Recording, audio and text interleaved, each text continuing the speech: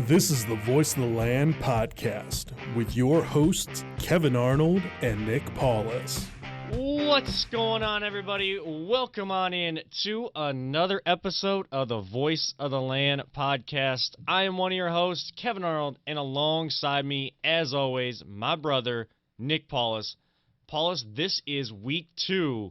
Even though it's season 3, episode 5, this is week 2 of our partnership with Web Streaming by LPV and NEO Sports Network, which we have our man, Peter Tellup, right behind the proverbial glass is what you would call it for us. Absolutely, yeah. Making us sound great, making us look as good as we can through these cameras. And I know that posting those videos out there was a big thing for us last week. Huge. My God, they were amazing. We're going to do that again, and we're going to keep building on that. But, Paulus, just jumping into this podcast right now, how's the week been? You know, kind of getting all that information out there to everybody after the first week. How did you think it went, and how's your week been? Nothing but positive. I mean, everything's been great. You know, just doing this whole web series now, basically. Yeah. It actually very much impressed my wife, Kelly.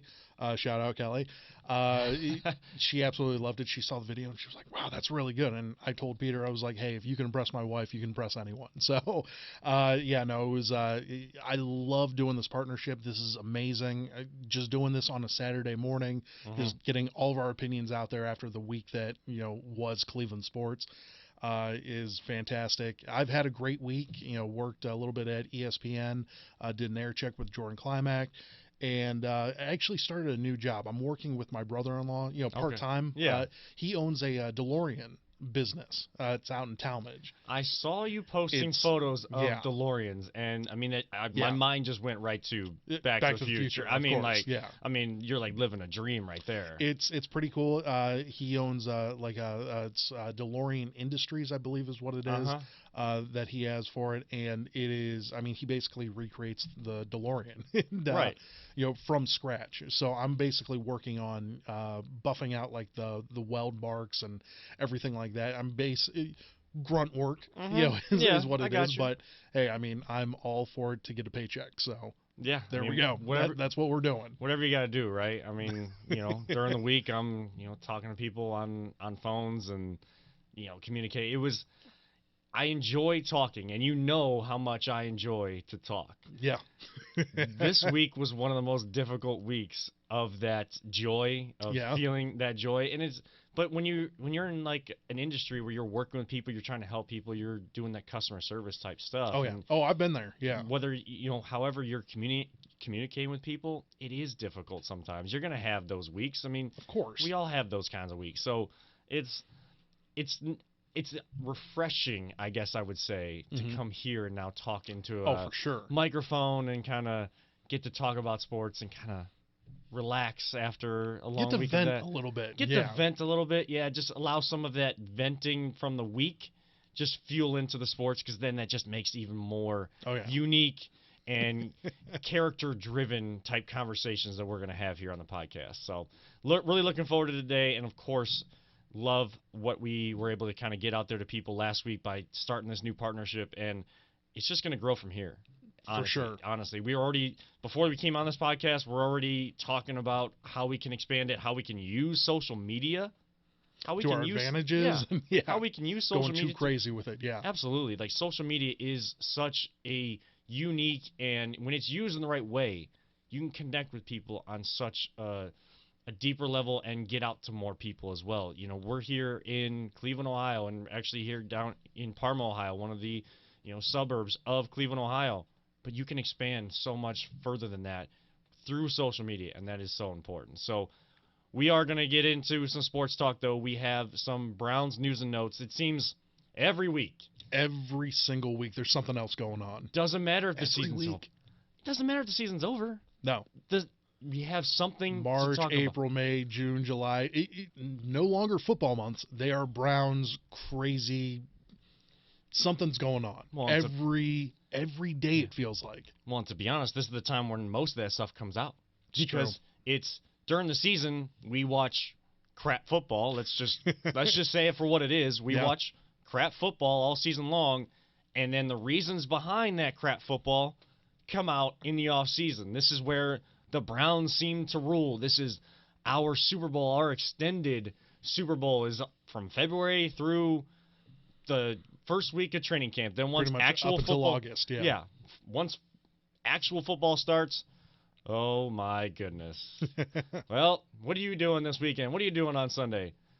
I'm watching the Browns. Oh, I'm sorry. Yeah. Yeah, that's what it is. That's exactly how it feels right now. You get all excited in the off season because maybe some difficult storylines, and we are going to get into those storylines in just a minute here. Sometimes those difficult storylines come out, and then it trends into, oh my gosh, the Browns are winning the off season. They're going to be so good this year. Nope. Just a hamster on a wheel. Just a continuous cycle of crap football. But we do need to get into a couple storylines here. Of course, it is Valentine's Day weekend as well. I mean, I hope you and Kelly are having a great weekend, and Peter and his wife hopefully they're having a great weekend as well.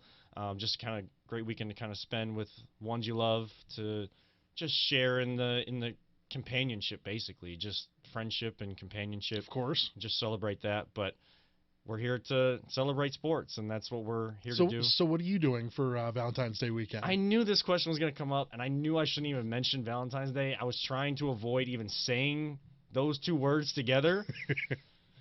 I am taking my girlfriend tonight. Yes. Because we're recording on Saturday, and I worked throughout the week, so there's really not a lot of time. We kind of just watched NBA All-Star, Rising Stars, and Celebrity All-Star game last night. And we'll get into that. We'll get into that. Tonight we're going to CheeseCake Factory. Oh, yeah? Yeah. Which one? Why does it matter? Which one? I mean, I don't know why that matters. I mean, it kind of matters. Is there something going on with CheeseCake Factory? Like, I don't know what you're indicating right now. A little bit, yeah. Oh, well, I'm going to the one at Crocker Park. Oh, okay. I hear they have a lot of parking out there, right? I mean, we're gonna go inside to the CheeseCake Factory and eat food. I mean, that's what I do. That's not what some NFL quarterbacks do, apparently. Oh, well, I don't know what you're indicating. I don't know what you're trying to imply here. Gotcha. Okay. I'm going for a very nice dinner with my girlfriend tonight. Oh. Shanna, we're gonna have a great dinner tonight, and if you're watching this after, I'm sure it was a great dinner. Of course. CheeseCake Factory has great food. That's all. Yes, they do. That's all that it is. Yes, they do. I can be honest with that. That's all that this is. However, yes, there was some rumored reports out there that we do definitely need to talk about. Yeah. It's just funny that you were already set up.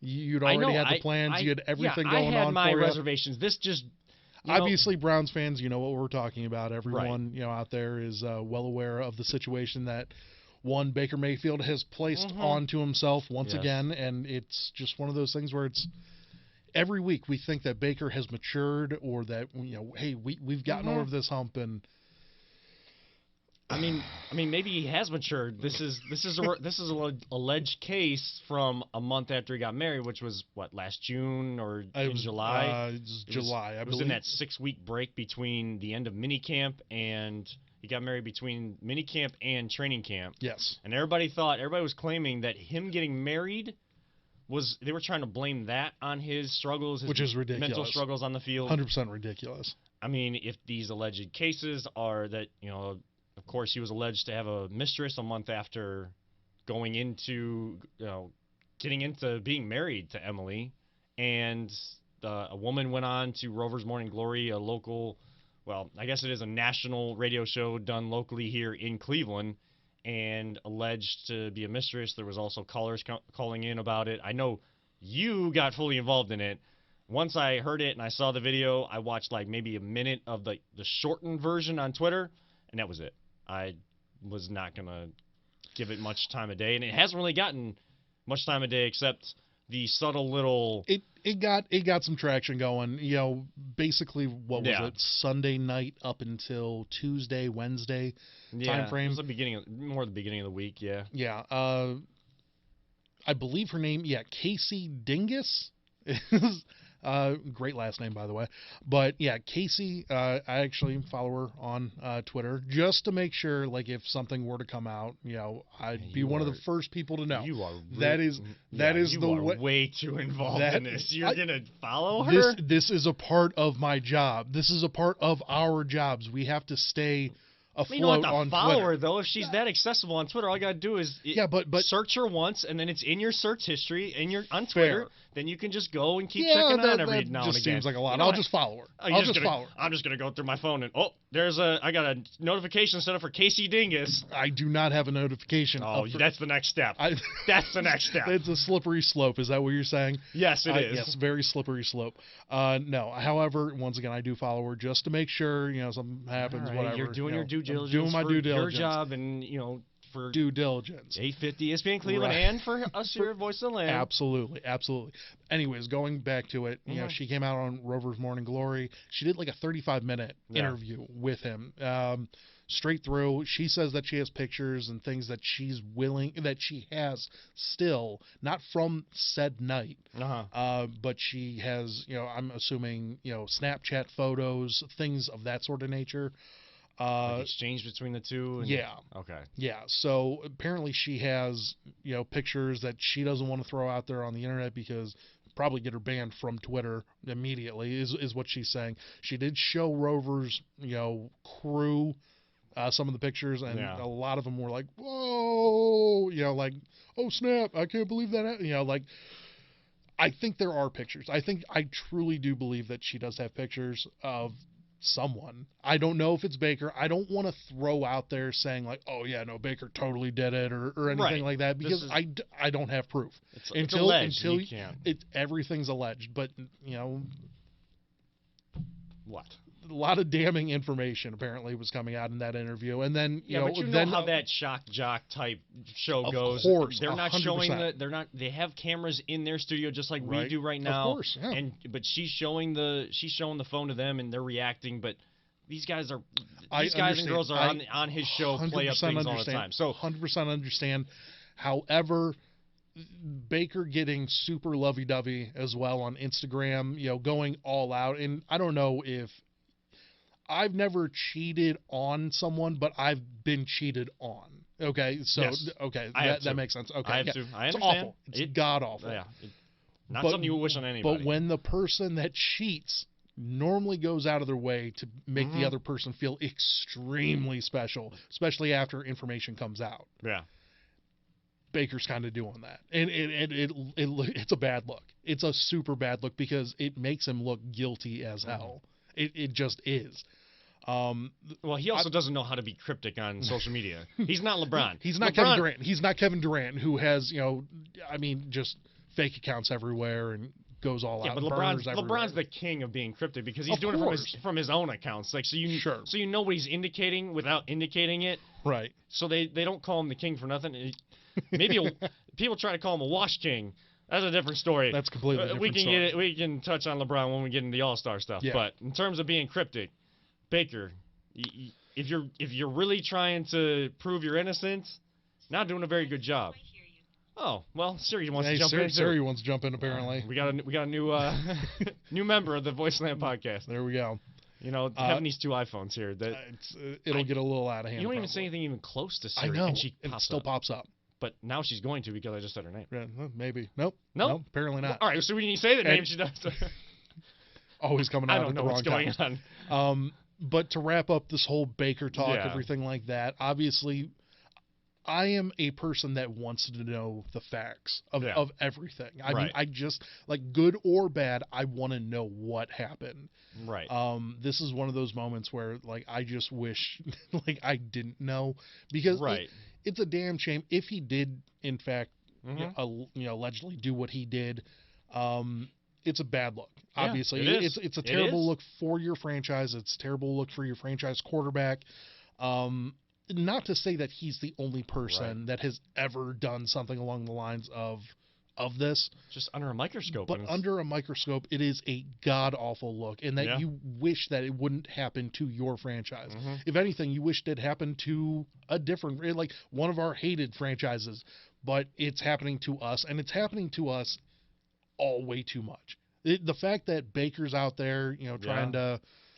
It's just too much. It's way too much right now for this Browns franchise. Yeah, and it's not necessarily illegal, but it's not something you and I would ever do. It's not. It's a terrible act, and you would feel if it would ever be true. Again, it's still alleged, so we're not saying it's true. We're not saying that the way that Rover's Morning Glory, the way that those guys reacted to pictures that are being shown are real or fake. Everything is alleged right now. We don't know any facts, so we can only go based off of what's alleged and just react to what could happen one way or the other. It's just, it would be a terrible look. You would feel horrible for Emily, but it would also explain an immaturity and mindset, it absolutely would. a mental mindset that was not executed well enough last season for a guy that said he would turn around a franchise that deserves to be turned around and just keeps going through crap like this. Whether it's alleged or real, these types of things just keep coming up. And it always feels like we're one step forward and then like 5 steps back. It does. Every single day that I get on Twitter or listen to the radio, there's always seems to be another story that you're like, wow, like we're so much closer. And then it's like 10 more things that happen to us that we're like, come on, man. Like, I'm sick and tired of rooting for this franchise that keeps me going and keeps me like, yeah, we're so close. We get Odell Beckham, and he doesn't want to come to OTAs. Yeah. We're right there. We're gonna play Tennessee at home. Tennessee's a bum team. We score the first touchdown, and then nothing. Missed the extra point, 43-13. Yeah. Every time that I think that we're going to, rise up and break get through better, the wall. break through the ceiling, it feels like we're going right back to the ceiling just crashes down on you. Feels like we're going right back to the basement. It's like we're Chicken Little, like the world's falling down on us. Like, that's right. Every time we think that things are getting better, it just takes steps back, and every time ESPN or Bleacher Report pops up on my phone, I'm just hoping it's not a Browns thing. But it seems like at least once or twice a week it is, and we're taking those steps back. And then towards the end of the week, of course, Myles Garrett gets reinstated. So you have another great story. That moment, we finally we're getting there, and then he does the piece with Mina Kimes. Yes, Mina Kimes of ESPN on Outside the Lines. Of course, that aired at 9 o'clock this morning, but they released some of it. It's like 3 minutes of audio. Right, I believe they released it on Thursday, and then it got really reacted to yesterday. Yeah. That he is still alleging that Mason Rudolph used inappropriate language to generate or get the brawl going. It was said, I think he's alleging that it was said, if I'm understanding him correctly, it was said when they were more on the ground and going at it, and once he had pulled the helmet off and he was walking away, and then Mason Rudolph came back at him. And he's still saying that he's not using that to defend his actions. Trying to defend his actions. However, there are 2 issues with this that I want to discuss with you. One is he keeps saying he's not using it to defend his actions, which I do believe him on, and he's also saying he's trying to move on from it. But yet he's accepting an interview for this, knows he's going to get the questions, and has to know, as smart as Myles Garrett is, because that guy and he's a brainiac. He really is. He is very intellectual, has a high IQ, not just in terms of football, but in terms of life. Yes, that's a great way to say it. He has a lot of IQ, a lot of life IQ. He has to know that if you're going to say those kinds of things on a big platform like ESPN, next time you get interviewed, whether you go into the building in April for off-season workouts and you get media availability, or next time cameras or microphones are in your face, they're going to follow up. What we're taught in media is follow up. If you hear an answer after one person asks a question that you're not sure about or what they're trying to say, you follow up. This you're going to follow up on. Oh, of course, 100%. Because Mason Rudolph has come out on Twitter this morning, to again, Mike Tomlin as well. Say he's innocent. He didn't say anything. He would never say anything like that. Mike Tomlin is backing his quarterback, which is what you expect. I mean, let's be fair and honest here. I mean, no matter what, your coach is going to back you up. It just is what it is. If you got a quality coach behind you, yes. I don't know any other coach in the NFL that would be like, oh, well, I can't believe my quarterback. I mean, I he wouldn't might put be my backup, but I mean, but we're in Cleveland. We're Browns fans. I mean, I can't put anything past any coach or GM or any front office. Well, even person. the worst ones. I mean, Freddie Kitchens always had his players back. Hugh always had the players back. I understand where you're coming from with this. Personally, for me, I I think something was set under the pile. Yes. Whether it was what Myles is a stupid N, I don't know. Right. I mean, I think something had to have been said because you've never seen Myles get so provoked before. And if you look at the replay, the slow motion of that, if you see the intensity in his eyes, Oh my God. not just from There was 8 seconds left in the game and they're down 14. Yeah. There is nothing. There's no reason on earth Yeah. why Myles would freak out on a play unless something was said or done under that pile. Because you can see in-game intensity in his eyes, and if your rival is still dropping back to pass, they're trying to get They're some trying sort to- of points. right. You're gonna, as a pass rusher, you're still in the game. You're still being put in that position. You're gonna get after the quarterback. That's your job. Of course. And that's going to happen, and especially in a AFC North division rivalry type Thursday game. night primetime game. Yes, you're going to get after the quarterback if they're going to keep dropping them back and putting that quarterback in that position. Right. But there was a change in his eyes, if you really look at that video, from in-game intensity to anger and frustration and a different sense Right. of intensity, like that ratcheted it up Yeah. 10 levels. And once again, I don't know exactly what was said. We'll never know because apparently And that's the other thing I needed to bring up with you. and because apparently the NFL said that they have zero audio of this. And how is that possible? It's impossible. Yeah. They burned away the tapes. They Yeah. did whatever they had to do to get rid of this. And I'm not saying that is like to cover the NFL's own ass, they had to do that. Yeah. Because the NFL, that's all the NFL needs is another black eye. I mean, that's exactly what the NFL is like. Let's do away with this. Like, what's the benefit of releasing that tape? To clear Myles' name?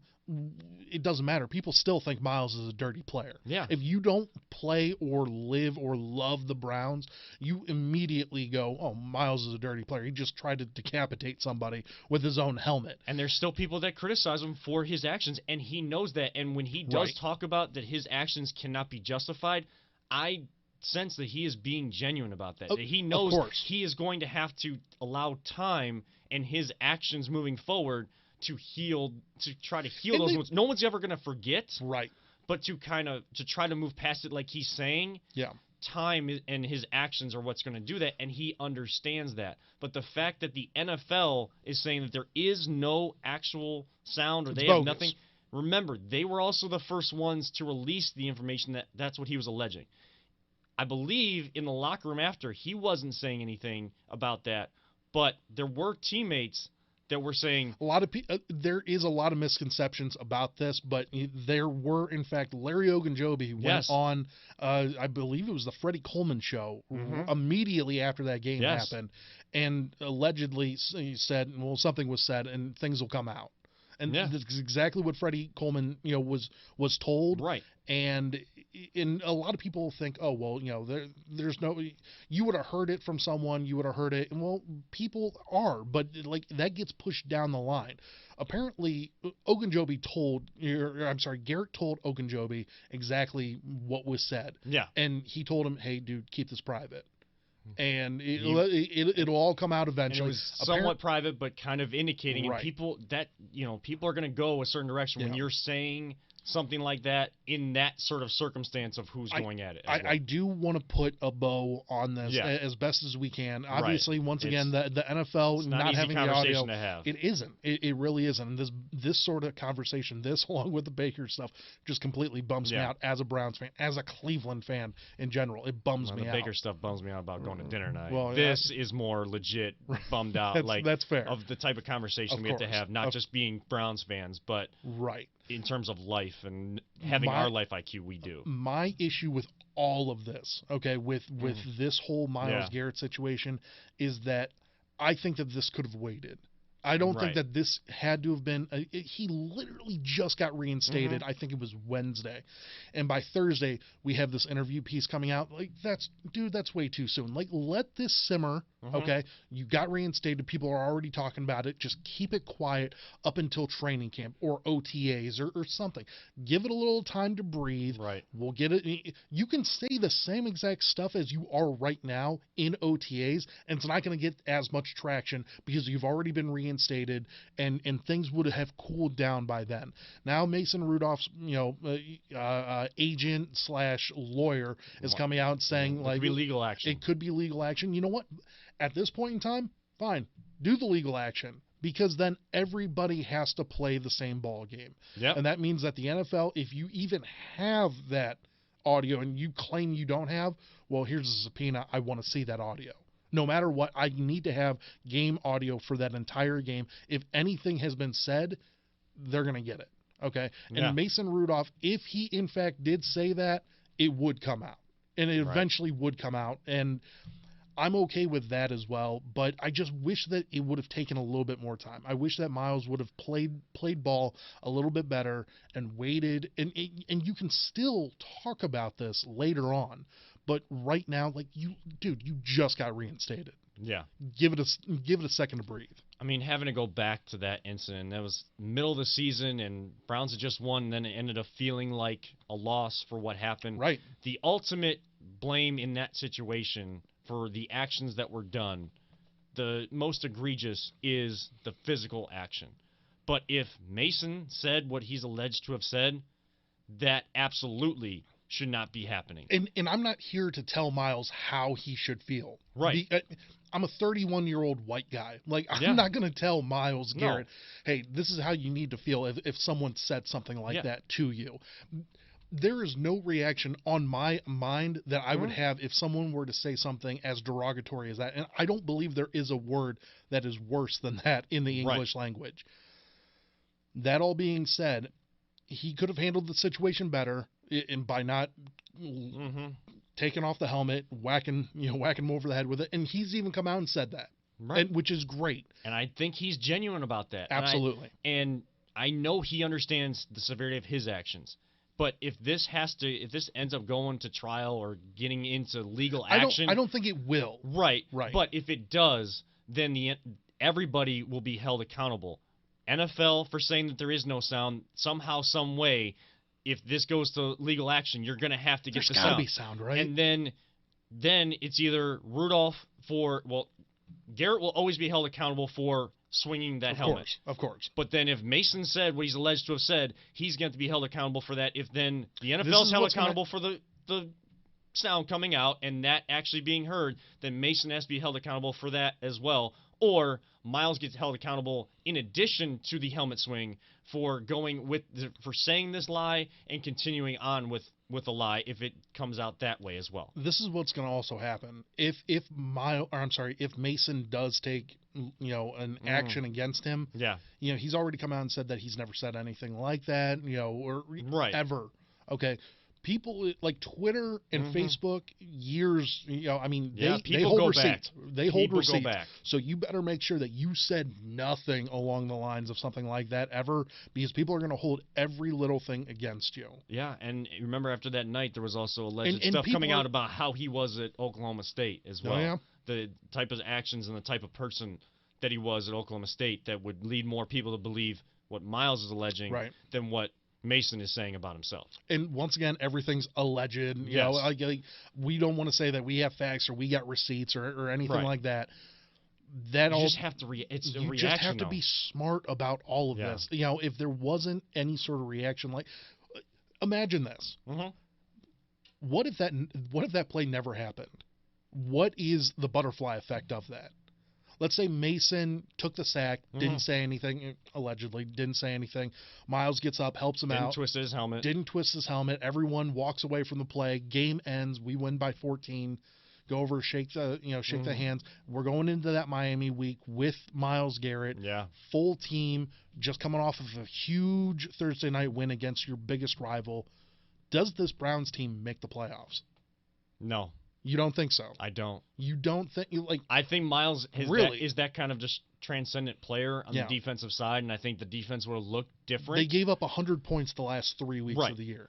But I just think offensively they didn't know what they were doing, and Jarvis even said it. He said that they would know the first 15 to 20 plays, those scripted plays.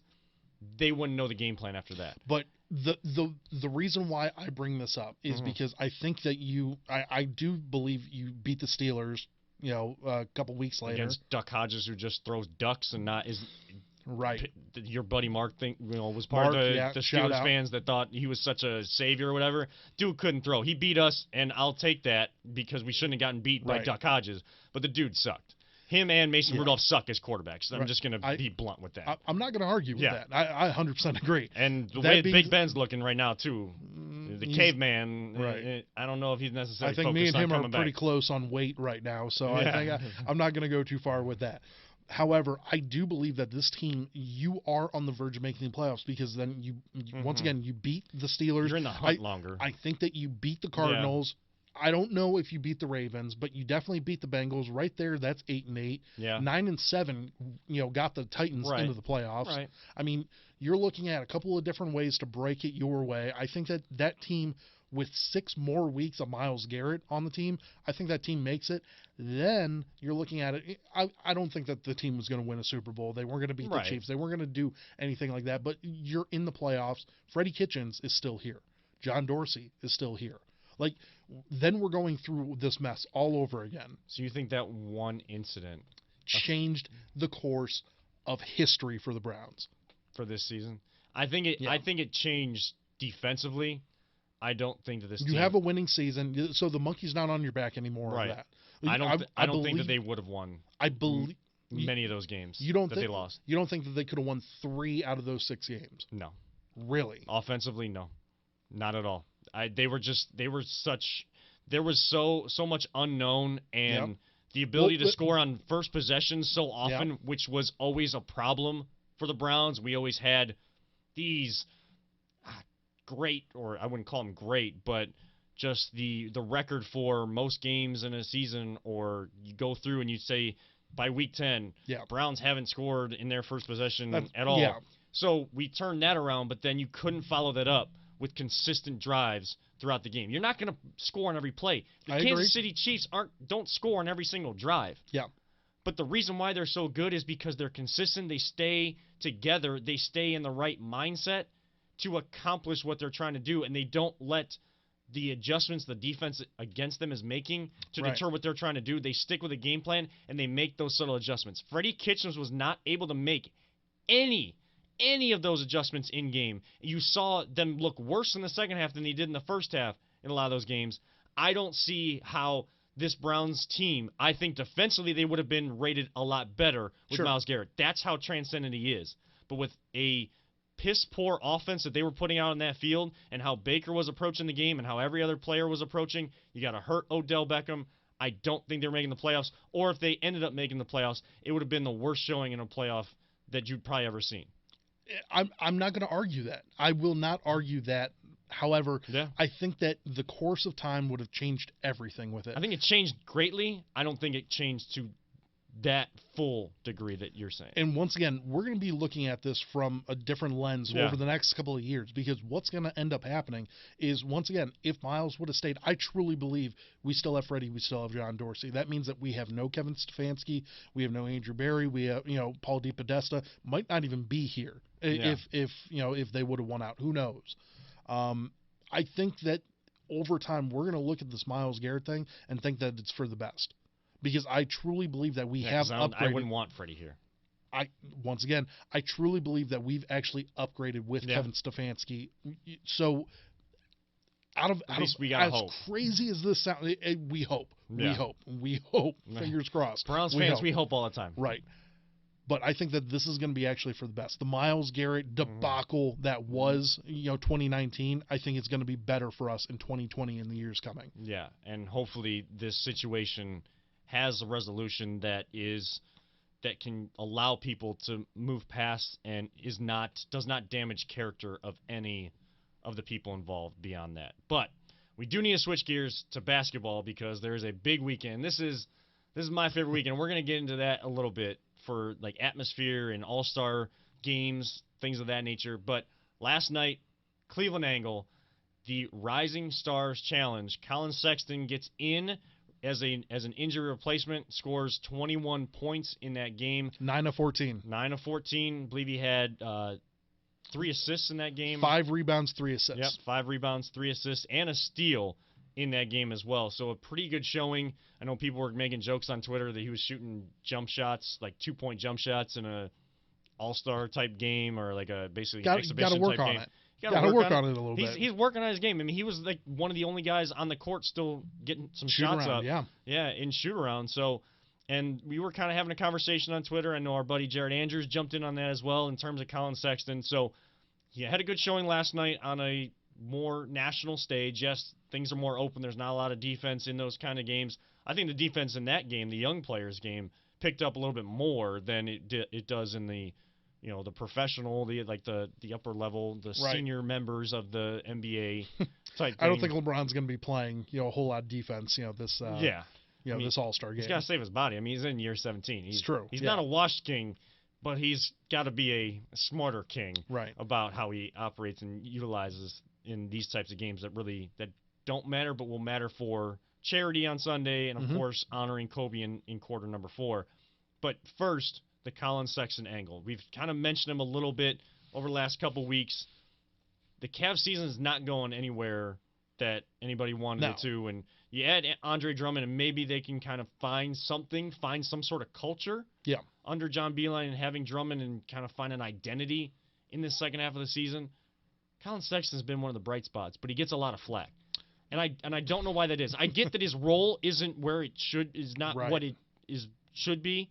He's trying to be utilized as like a point guard, shooting guard. Well, you originally draft him to be your point guard of the future, and then you quickly realize in his rookie year, he's a scorer, he's a slasher, he's a short scorer slasher. Right. But in the NBA, point guards are more scorers and slashers and that type of thing, but they have more of an ability, more of an IQ to get others involved. Right. He is slow to develop that angle of his game, so being just a pure scorer and that being his only ability right now on what he can do, that moves you to the number 2. Now it's positionless basketball, so everybody's gonna you might bring the ball up as the shooting guard, or you see even Andre Drummond or the big guys bringing the ball up the court. We talked about that last week on the podcast. It's positionless basketball, but you still kind of need that quarterback, that point guard that can get their own in this day and age, but can get other people involved too. And that's what the best point guards, that's why that is still one of the more defined positions in the game of basketball. Yeah. And for me personally, whenever it comes to Colin Sexton, I'm not going to lie to you. Colin Sexton is probably my favorite player in the NBA. And is he really? The honest truth, I believe he is. And for me personally, because he and I have the same sort of game. Like, play no defense, and I just run straight to the basket and hope something happens. By the way, are you putting that kind of game on show next week? We are. And I do want to talk about that here for a second. ESPN Cleveland, myself, Mike Rizzo, possibly Chris Oldak, I don't know, maybe a couple other people there, are planning on doing like a pickup game with, some of the listeners out there. Always Positive Jay, hope you're listening. Yeah. And you are going to be joining the listeners as well, and that way we can get the game off the ground as well. Yeah, I got to fully represent Voice of the Land, but there's got to be a little competition, right? Of course, there has to be. You know that if we play next week, it's going down. Oh, right? For sure, yeah. Oh, yeah, no. Oh, absolutely. I mean, you say you play a little defense, but I mean a little, not a lot. Not a lot. I play a lot of defense, and I can shoot from the outside. So. And that is completely fine. I'm going to be setting picks and dishing assists. That's exactly what my game plan is. I don't shoot.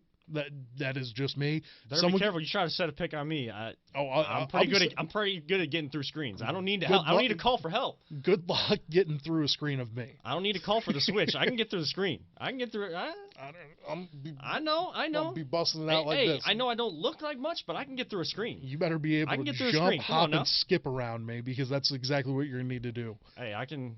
My knee's not feeling that great right now, but I'll get it going. Don't worry. I'll get the agility back. Don't worry. That's right. Get the adrenaline flowing, competition. Get back on the court. It's going to be fantastic. Yeah. I can't wait for it. Yeah. If I score one bucket, I'll be happy. I probably will too, because I'm usually the one that just gets stuck in the corner. So I'm not going to lie to you. So we, my wife and I, we got set up with this new gym. It's like Cleveland Clinic, Akron General's gym that they have for us. Yeah. My wife works for the clinic, so got a free membership to it. Oh nice. My God, I love it. Great. They probably got great equipment there too. Like amazing state of the art equipment, pool, saunas. I love the sauna. I love that sauna. But the basketball courts sport there is great as well because no one ever uses it. So I went and used it for the first time the other day. Out of 10 free throws, how many do you think that I made? This is my first time picking up a basketball in at least 2 years, 2 or 3 years. And remember, no, you know what? Make that like 5, probably 4 or 5 years. 4 or 5 years. Okay. Yeah. And remember, I got SJ's win total, or not SJ, but Swagger's win total right last week. You did. I'm gonna give you the first 10. Out of the first 10, I'm gonna give you 4.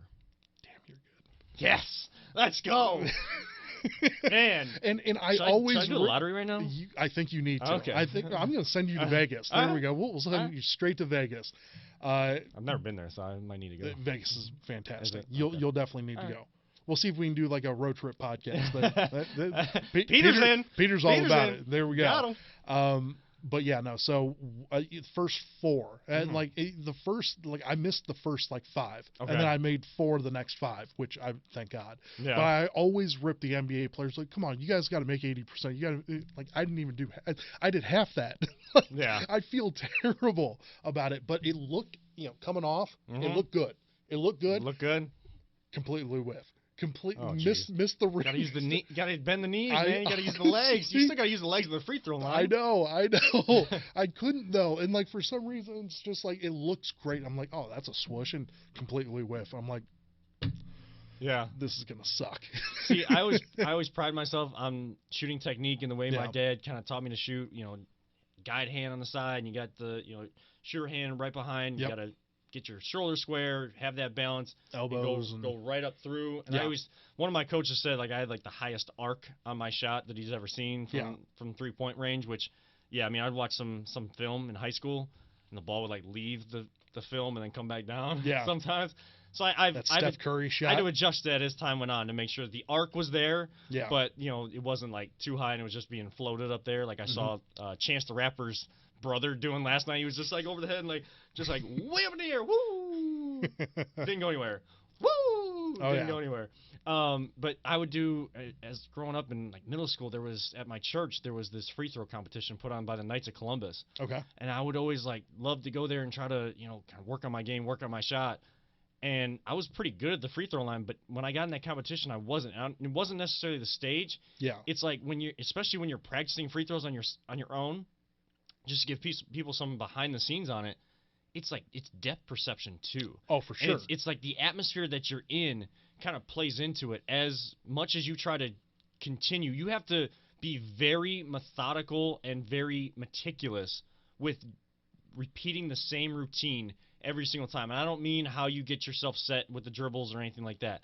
I mean up through the shoulders square, bend the knees, use the legs, follow through, and you have to be very meticulous on how consistent you are with that.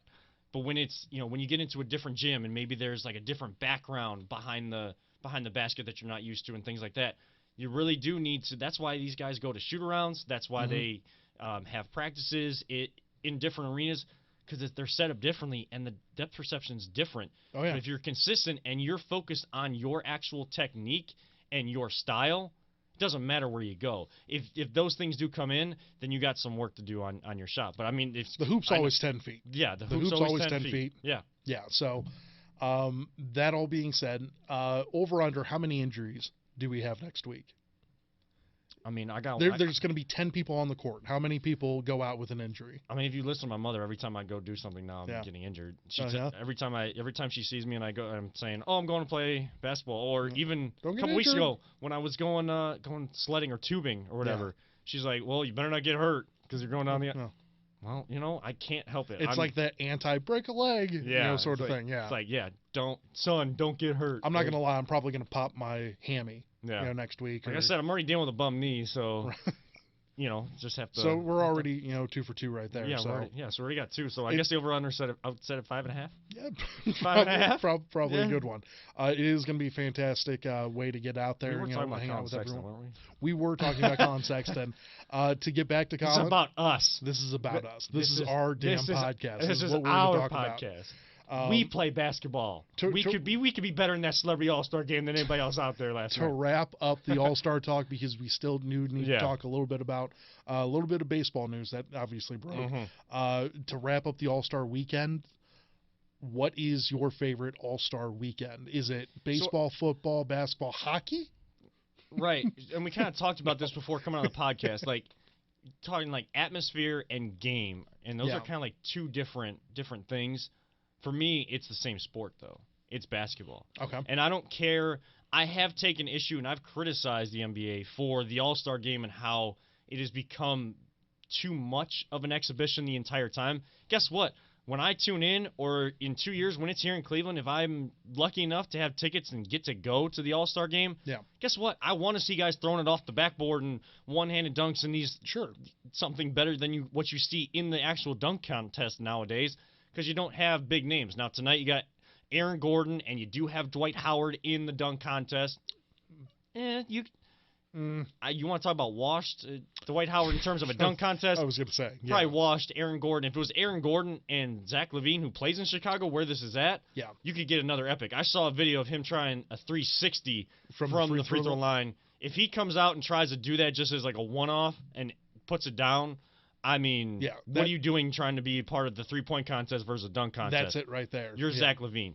But in terms of actual atmosphere, it's the NBA hands down for me. And in terms of the game, that's what I want to see. I want to see guys trying to take shots that now you do get to see in game, but they're allowed to just shoot from the logo and take random shots and dunks and different types of athletic ability. I want to see those elements and then allow it to transition into a competitive style. And we'll see how this differentiation of quarters, they're putting the money on the line for charity in the first three, which is great. We talked about honoring Kobe, and they're going to be honoring Kobe all week. Oh yeah, for sure. All weekend, because if you look at the TNT broadcast from the Rising Stars game last night, their microphones, they have 2 and 24 on there. So honoring Gigi as well, and still of course remembering the victims of that unfortunate tragedy a few weeks ago. But this game is going to be unique to see how these players attack each quarter. Right.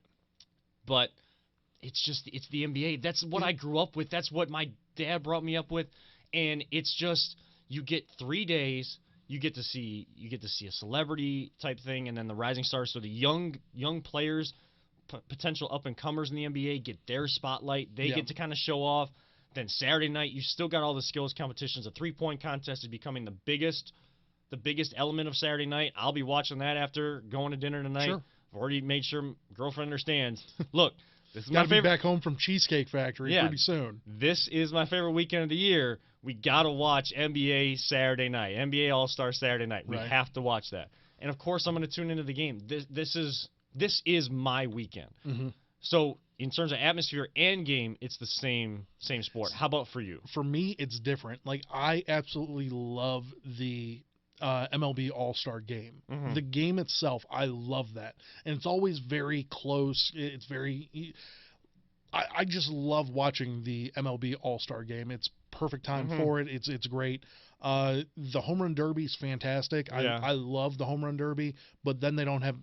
I mean, there's nothing else. What are you going to watch? The Hall of Famer game or the celebrity softball game? Nah, it's not for me. I watched it last year because it was in Cleveland, and there was some people, local celebrities, and just having that spotlight shine your city.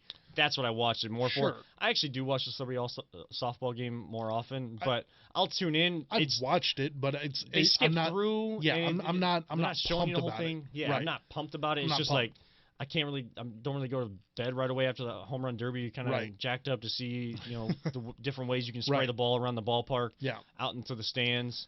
I'm a huge fan of those two things, but you need more with that. That's why, like, for the All-Star game, I'm going baseball. But for the weekend itself, in general, I'm going basketball. I mean, I love the 3-point competition. The dunk competition has its moments, and then, sometimes there's some duds. Now you're kind of hoping for that Aaron Gordon, Zach LaVine type dunk contest that takes you by surprise because you know what you're expecting now. Right. At times it sucked because you expected it to be great, and then it started to tail off, and then you got crap dunks and nobody that could shine under the bright lights. Right. Hopefully, once again, that we see a great weekend for that. I just don't like the NBA game? All-Star game. It's just so boring. Maybe I still love the game though. Maybe it'll be a little bit different. I want to see an actual game. I don't want to see, just a shoot around. I mean, that's what it feels like whenever I watch the All-Star game. That's why baseball, it feels like an actual game. I'm watching a game. It's not like the Pro Bowl, where the Pro Bowl is just an absolute joke. They just need to do away with the Pro Bowl, although I do love their skills competition. The fact that they have dodgeball in there, it has nothing to do with the game of football, but it's perfect. I love that. Skills competition and then a dodgeball game. Make the dodgeball game last even longer than it does, because that was fantastic. That was Jarvis and Nick Chubb at the very end. I mean, Jarvis winning it all. But it's on a weeknight. I mean, it's Thursday night when you would have Thursday night football throughout the year, but it's on that night, and the game's on a Sunday when you're trying to fill that weekend between Super Bowl. Football just needs to do away with that game and just come out with the awards, because at the point in time, I mean, you already don't have whoever goes to the Super Bowl. Like Patrick Mahomes was obviously like a Pro Bowl quarterback this past year. But since he couldn't go, then they added someone else. So, it's just one of those things where, so many people, oh, I'm injured. Okay, well, then bring up the fifth guard. You weren't an All-Pro. You weren't a Pro Bowl, selection to me. I mean, I don't understand why you're there. They get the stat of being a Pro Bowler because they were selected. But there shouldn't be 12 guards that were Pro Bowlers in 2018. I mean, you know what I'm saying? Yeah. It shouldn't go that far deep with it. I think that you should just do away with the Pro Bowl selections and just have the All-Pros and just deal with that. Yeah. That all being said, let's wrap this up here with about 3 minutes of baseball talk here for us.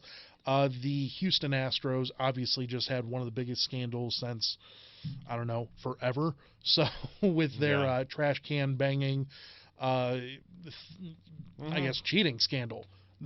What do you think about how the apologies have been going with Jim Crane, the owner of the Houston Astros, along with some of the players like Jose Altuve, Alex Bregman, everyone that has been involved with that? Even Justin Verlander came out and talked about it as well. Yeah, we were talking about this before the podcast started. I actually, I was kind of talking about my stuff. I kind of interested to hear your take, because I know.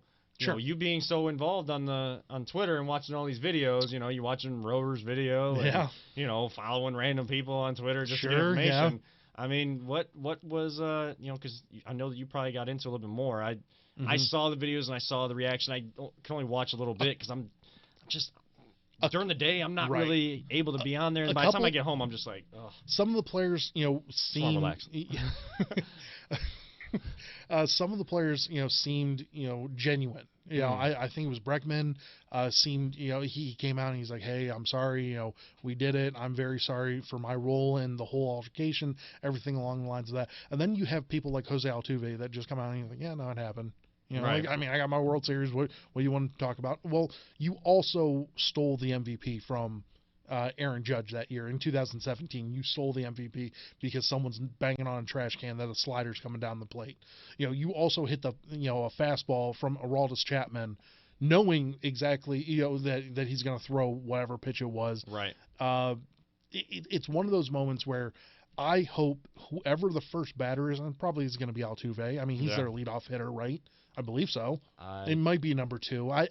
Whoever the first batter. Wasn't Altuve their third hitter? Wasn't he their first hitter? Who knows? I switch up the lineups all the time. Who knows? I'm sorry, Janet. My girlfriend's big into baseball. I'm sure she knows. She's probably screaming at the. Probably screaming at her listening to Spotify right now, because we're on Spotify and Google. We are and Apple. I mean, just shameless little plug there. Right. Just to drop that in, but probably listening right now and be like, oh my gosh, their lineup is this. That. Right. I mean, I love how she can just kind of go through all the baseball players. I can go through the basketball players, and she can go those conversations can go back and forth all day. But. Well, my whole thought process on this whole Houston Astros debacle that's going on. Yeah. Over under how many pitches into the year until a Houston batter gets hit? I'll go with 4 pitches. Over under. 2. 2? You think 2? I think it could possibly be the first pitch. I would go under. Yeah. First pitch. Yeah. Depending on who the batter is, though. How many games until, Rob Manfred, the owner, or I'm sorry, not the owner, but the commissioner of baseball, goes into the season telling people, if you throw at another player, another Houston player, you will get banned for however long. How many games? I would probably go 50, and I'm going to take issue with that question. Not that you're asking it. Sure. but because I am hearing not just you but other people say that expecting people to throw at Astros hitters and then saying Rob Manfred's going to come in and drop the hammer in terms of punishment. Guess what, Rob Manfred? You did not drop the hammer in terms of punishment on this team that has come out and had a debacle. And from all the videos in as short amount of time as I had to watch, I could tell it was a debacle of a press conference at spring training. Guys are not remorseful. It's players that aren't even on the team anymore that are more remorseful than the ones that are on this team that are being very pompous and immature about this whole thing.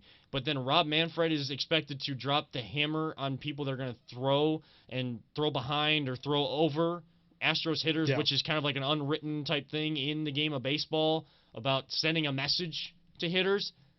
But you didn't drop the hammer and put the punishment you needed to. Yeah, 2 guys lost their job, rightfully so. None of the players. And then money has to be, or whatever's going on with that. They lost the draft picks, and they were also fined $5 million, which is the most that you can be fined. And the MLB draft is 50 rounds. So yeah, it's very small in comparison. Guess what? Manchester City, and I know we don't talk a lot of soccer, and I've always mentioned how I was repping my Wycliffe Lady Devils. I'm repping it today. But we don't talk a lot of soccer on this podcast. But Manchester City, one of the biggest club teams in all of the world, in the English Premier League, which is the best soccer league in all of the world, got banned for 2 years from the biggest club competition, the UEFA Champions League. That is the biggest club soccer competition for the biggest sport in all the world. That is the biggest club competition. They got banned 2 years and fined 30 million euros. Which is like $30 million. The whole team can't be... Because I believe a euro is the same as a dollar. Right. And that team cannot be... Even if they earn a spot, you have to be in the top 4 of 20 teams in the English Premier League this season to then make the Champions League the next year. They can't do that for the next 2 years. So no matter how well they do in the English Premier League, they cannot take themselves to the grand stage. And they are probably... There's a difference, though. There is a major difference, though, because they have... How is that? How is it different? You are Major League Baseball, and you do not legislate your league until you decide that it's right for you. You can't look at a big team like Manchester City and you drop the hammer on them like you just did. That is a iconic franchise. Most of the time in this kind of country, they would be lenient, just like Rob Manfred was on the Houston Astros, and then he's going to legislate people throwing behind them. That cannot happen. There is no difference here. There is no difference. There's a huge difference. Rob Manfred is then hypocritical if he does that. What do you do with the Houston Astros then? What do you do with their 162-game schedule? They cannot ban them from the postseason.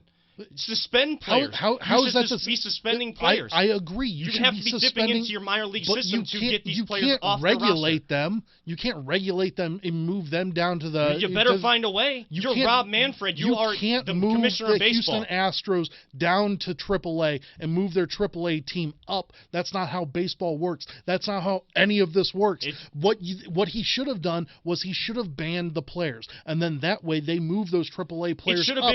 I agree with... you had to do something else, Rob Manfred. So how is it different then? How is it different? You can't regulate a team. Yes, you can. In baseball, you can't regulate a team. You do that in soccer. Because you can regulate teams and how they operate. How many different leagues are there? It doesn't have to be banning them from a certain position. It doesn't have to be banning them from a postseason tournament. You're banning them from I would ban them from the postseason tournament because they got to win a World Series. However, I know you can't do that. But the comparison is still the same, that you have to drop the hammer, and you didn't do that, and then you come back on the other side for people sending a message to them and how frustrated they are with your legislation. We're apples and oranges right now. Apples and oranges. It is not that far apart. It is apples and oranges. It is not that far apart.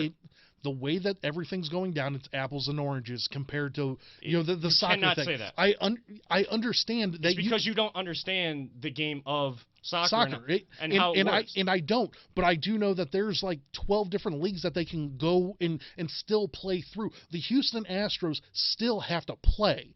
You're essentially telling them like, oh, we'll just move them down to the AAA spot because that's. I would. You can't do that though. I understand that. But you did not So it's apples and oranges. No, it's not. It is. It is not. If you want to suspend the players, I'm all for that. Every player that was on there, if you would actually listen, the soccer leagues are legislating a team. They are legislating and dropping the hammer on a team. Yes. If you would have banned the players and would have legislated more heavy punishments, you are legislating and handling teams. You are the commissioner of baseball. It is still the same thing, just different abilities and how you take care of that issue. Okay, we need to wrap up. Hang on. Yes. Oh, okay. I will let you finish. Yes. Yeah. You cannot go through with a commissioner that is going to legislate only certain things and not others. If a big sport in the world like soccer is going to drop the hammer, no matter how they're able to do that, they are using their methods on how they're able to do that. Baseball has ways that they can do that, and Rob Manfred didn't, and then we'll come back to players that end up throwing behind Astros hitters and legislating that. That is two of the very similar things. It is not as far apart as apples and oranges. I understand there are subtle differences, but not as wide as you're saying. So, Rob Manfred, if you are, this message better get out to you that something else needs to be done. We'll tag you, Rob. Something else needs to be done because this is ridiculous. But that does need to wrap it up for this episode of the Voice of the Land podcast. Get a little heated there. This is what happens. This was good. I like ending it like that. We talked about it last week. These conversations that we have when we get heated, they come genuinely. We're not just trying to manifest them. We didn't say we were going to talk about this today, but that's what happens, and we don't always have to agree. That's right. We're still brothers at the end of the day, and web streaming by LPV, NEO Sports Network, and Peter Tellep still appreciate our partnership with them. We'll still keep going with this next week. But that will wrap it up. Season 3, Episode 5 for the Voice of the Land podcast. For Nick Paulus, Peter Tellep, I'm Kevin Arnold saying, don't let anyone ever tell you it's just a game. And to everybody that listens, we love you all. 3,000. We will see you all next week.